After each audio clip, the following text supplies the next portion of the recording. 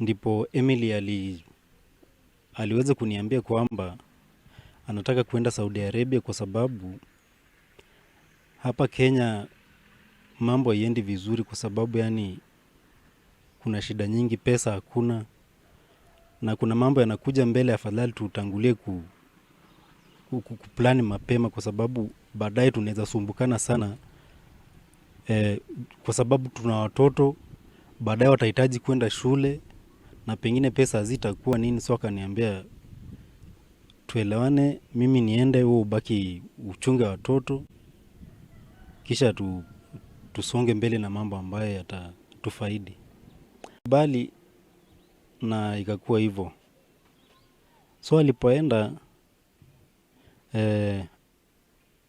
mwanzo wa kuja kuwa na shida yoyote, lakini wakati imefika muda wa ikuwe arudi last year mwezi wa 12 hapo. So tangu mwezi wa 12 hadi sasa wakuwa wameshughulikia ile passport. Nilikuwa namuuliza sana kuhusiana na venye wanapanga. Akaniambia wamemwambia tu wanashughulikia, lakini imeendelea kuchelewa.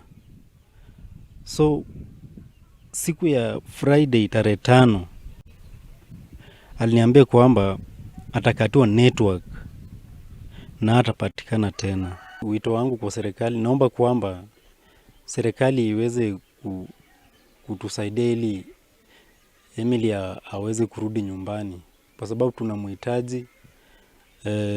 Watoto bado ni wadogo, yani si yenyewe ndoa yetu ni changa. So naomba serikali iweze kusaidia ili Emily arudi nyumbani. King Salman Hospital in Riyadh. Please help me to come back home. I need help to come back home. It's a long story. I don't have any means to come back home. All my bags were taken. All my money were taken. I don't have any means to come back home. I'm in Saudi Arabia, in King Salman Hospital.